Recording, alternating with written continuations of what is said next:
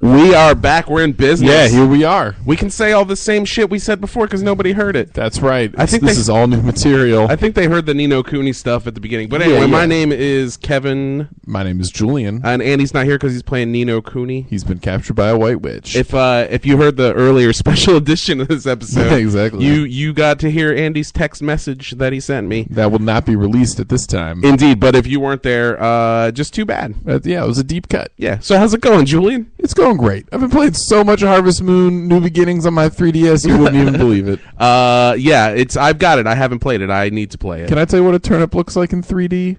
Amazing. That's what a turnip looks like in 3D. That's good to hear. So should we play some music? Yeah. Let's do this. All right, this is a song from Drill Dozer. Oh boy. Drill Dozer is an awesome game for GBA. Game Boy Advance. Yeah, it's a GBA game. It's made by Game Freak, the guys that made Pokemon. Yeah, a little game you might have heard of. Yeah, all the character design and stuff's by Ken Sugimori, who's the man. And this song is called Third Gear, and it's composed by Go Ichinose, and here it is.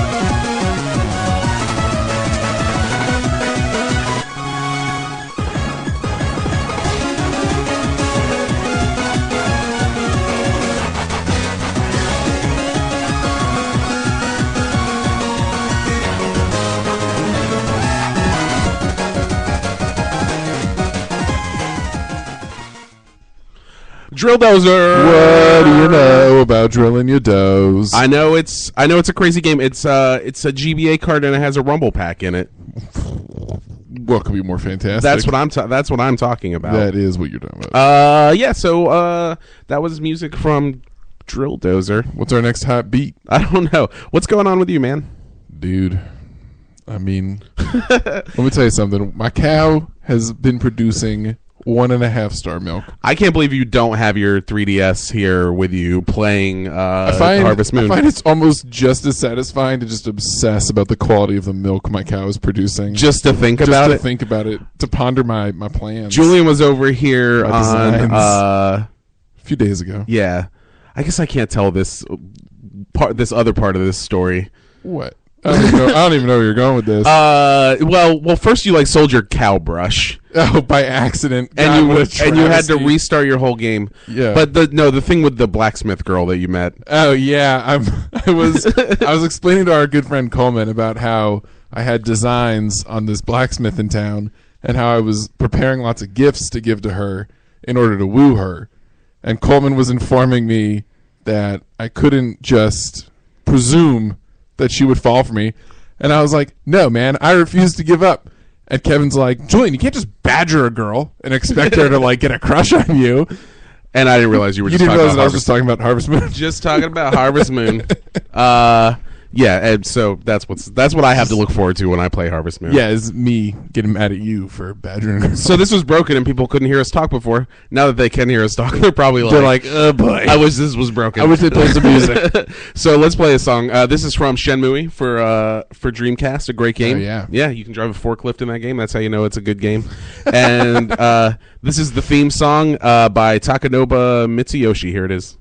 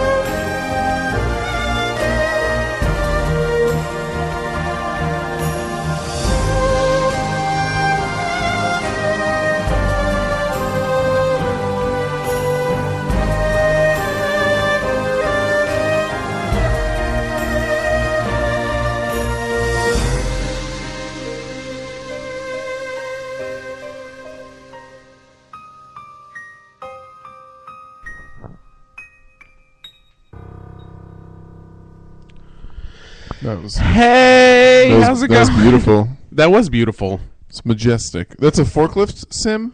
That game?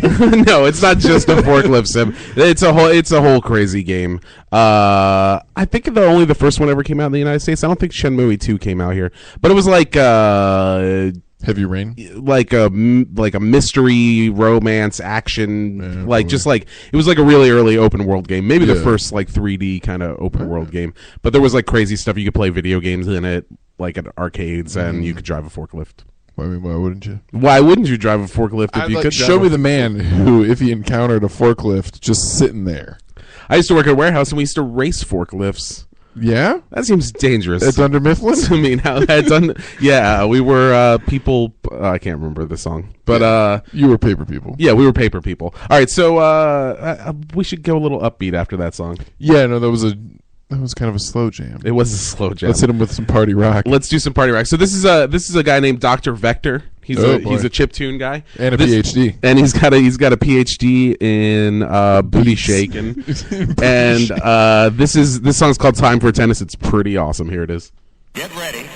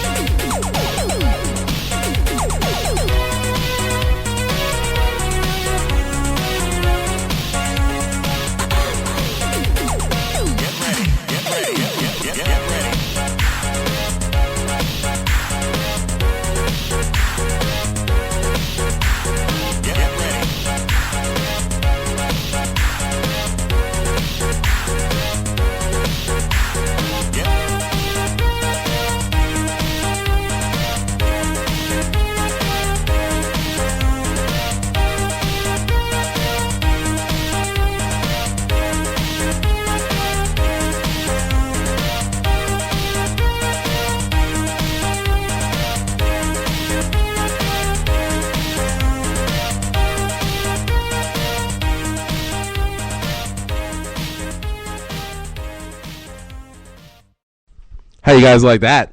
That's a beat That is a good song. that you can dance to. You can dance. Well, that's what Dr. Vector likes to do because he's got PhD in booty shaking. He's got booty shaking PhD. So we're gonna play a song.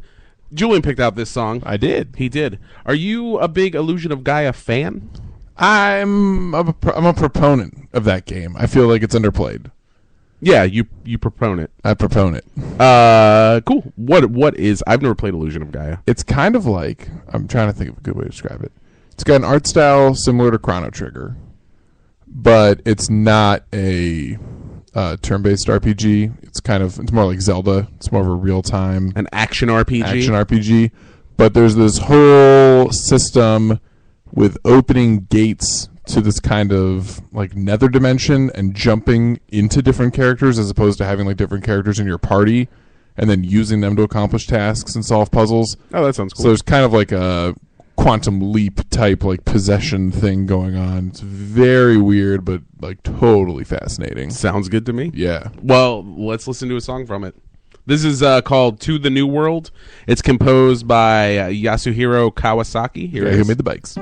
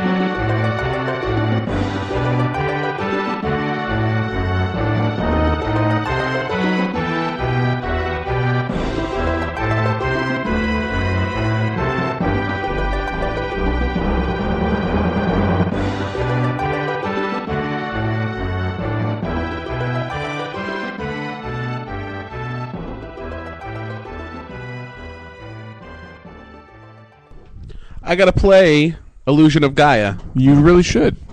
So I thought of a thing we should talk about. Yeah. We can, because we can talk about whatever we want, right? Yeah, this is like our show. This is like our dumb show. Yeah. So let's talk about these Xbox redesigns that Corey Schmitz did. So gorgeous. It's so good. So if people don't know who Corey Schmitz is, he designs a lot of video game stuff. He did the Zelda zines that came out that had a lot of great stuff in them, and were kind of our inspiration for the fighting game zine that we did. Fight. Available now. Exactly. And then he did the logo for Super 17, which is the studio that did Skulls of the Shogun, and that's like amazing based on the Saturn logo. And he just did these Xbox. His like idea for an Xbox logo redesign, which just is an X and then a box, and they put like different things inside of the box. Yeah, whatever you need. Yeah, and he like designed a new box for the console, and like showed how it would look on the game boxes, and it's ridiculous that he didn't even get paid for it. well, no, I mean they're not going to use it, but it's just beautiful design. Definitely go check it out. Follow Corey Schmitz on Tumblr because he does like some of the best video game design stuff I've ever seen. Show you some cool stuff. Yeah, it's very cool. But anyway, enough about Corey Schmitz. Yeah. Even though he's awesome. That's true. Thanks for listening, Corey Schmitz, Yeah. even though you're not. You're not listening. But up next, we got a song from Wet Mango. Oh, yeah? Yeah, it's true. She's one half of Sonic Death Rabbit, who were like a Game Boy duo. Oh, okay. And I actually like her solo stuff better. But this song is Ooh, called... don't tell them that. I won't tell him. This song's called If Horror Makes You Happy, and here it is.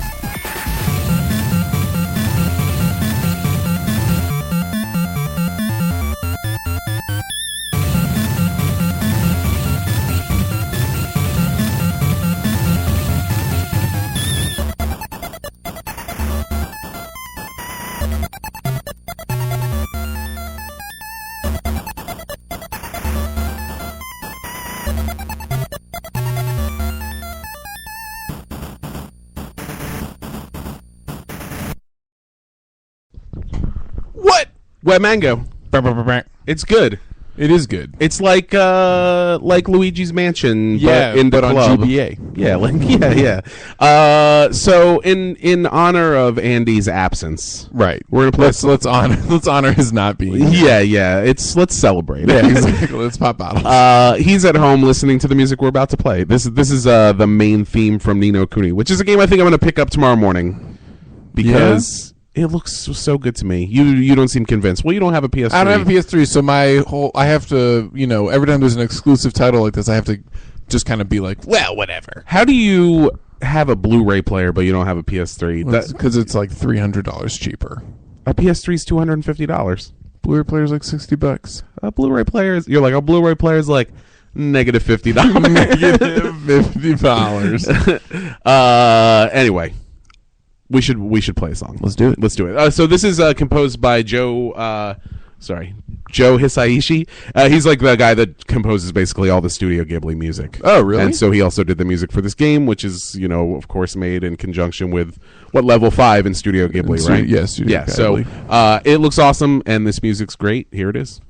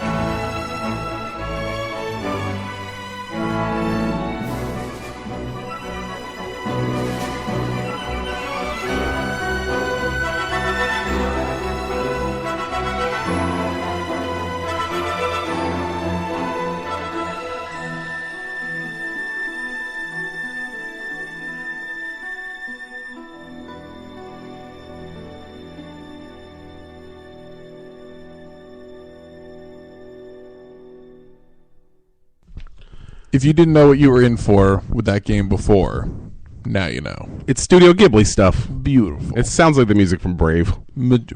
Yeah, okay. Yeah, all right. Like all right. exactly the same. Granted. But yeah, it sounds great as Majestic. well. It is majestic. Just like the movie The Majestic with Jim Carrey. That's true. And we're going to play the theme song from that next. So here it is. Here we go. No, have you ever played Patapon? No. Do you know? You know what? Have that you ever is. been Patapond?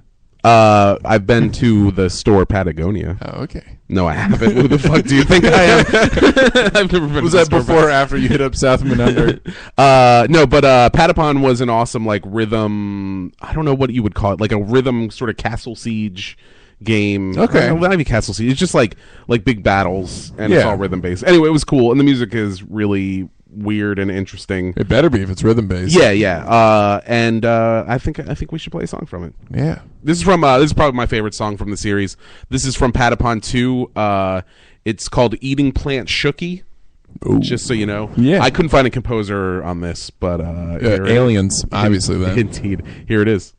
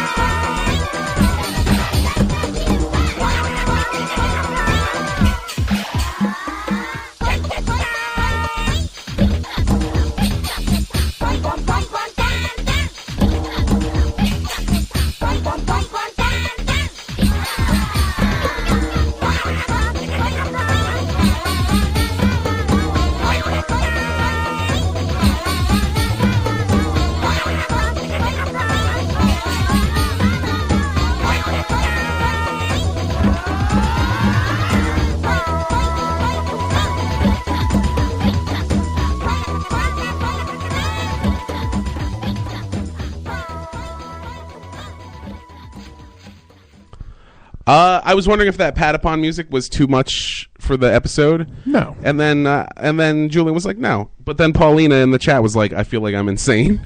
Well, so, but that's just arguable, Lena.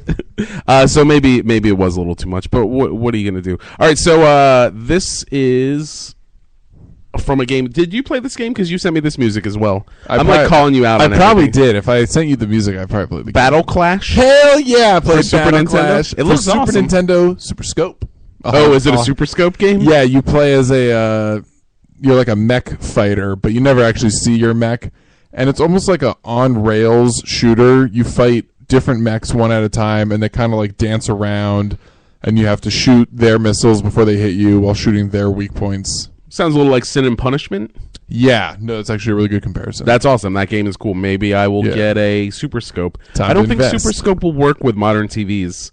Well, no, it had a sensor that you plugged into your second controller port. Oh, really? How crazy is that? That's crazy. I never had a Super Scope. It was like nuts. it came with like a 6-pack of games, right? Yeah, Super Scope 6. Super It's the name- Scope 6. It's the name of that cartridge. Yeah, indeed. That was man, I loved Battle Well, Clash. let's listen to some Super Scope stuff. This is from Battle Clash. It's called Garum. It's composed by Yuka Sugiyoko, and here it is.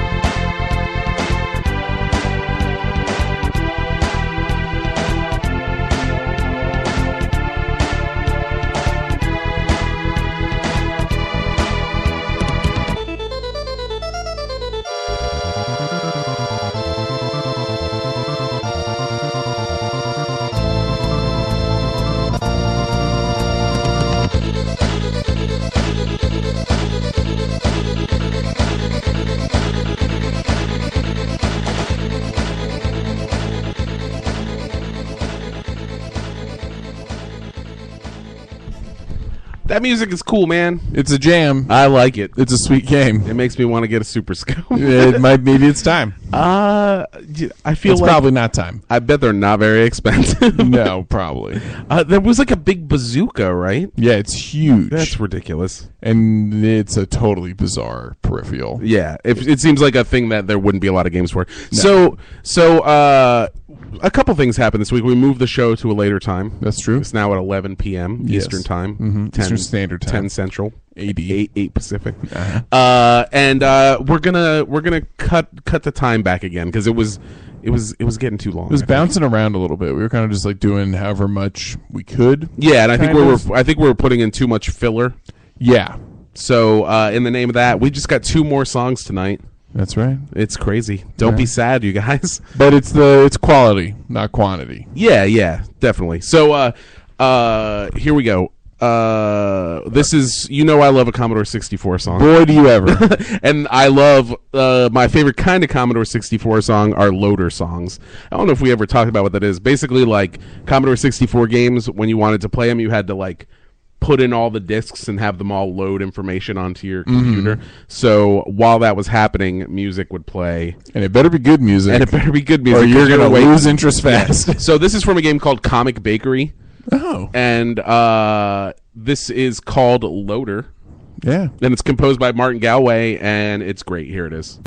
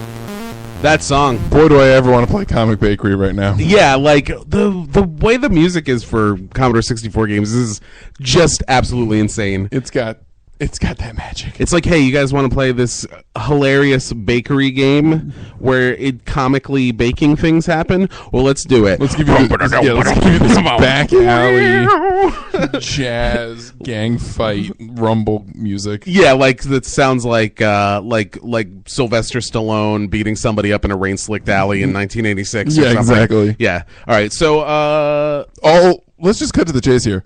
All Commodore 64 music is RoboCop music. Just all of it. Yeah, It's basically all RoboCop. Yeah, it's great. Yeah, it's like it's what criminals listen to in RoboCop. Yeah, exactly. It's like what plays on the radio when Judge Dredd is riding around on his motorcycle. Exactly. His lawmaker. Yes. So we only have one song left. Oh boy. But it's okay because it's from Need for Speed V Rally for the Game Boy Color. Double Underground. Yeah, so you wouldn't normally think we would be ending with something from a Need for Speed game. No. But the music for this game is really, really good. It's this guy named Alberto Gonzalez who ends up did a lot of like Game Boy game music, and you'll probably end up hearing more stuff from him on this show. Yeah, once we find a composer, we tend to latch on to explore their oeuvre. Sure, explore. That sounds better than latch on. So this is the music that plays at the end of the game when you beat it. And it's a rally racing game, so that's a long time. When you finally satisfy your need for speed. When the Need for Speed V Rally is satisfied. I assume the V stands for virtual. Or very rally. All right, so this is it. It's called Ending, and here it is.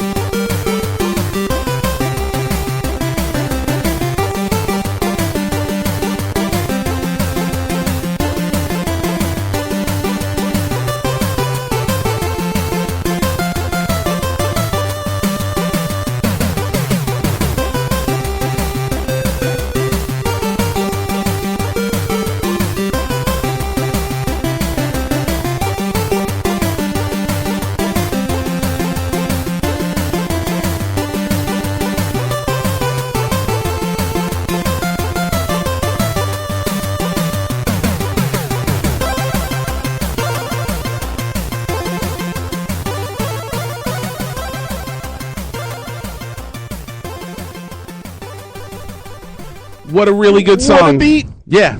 All right. Well, so that's it. We're all winners. Yeah, we're all winners. And it's the end. Yeah. So you know how like in the Nintendo 64 Mario game, you can like grab his face and like stretch it around and stuff? That's what I'm about to do to you. Oh, boy. We'll see you guys next time. Later.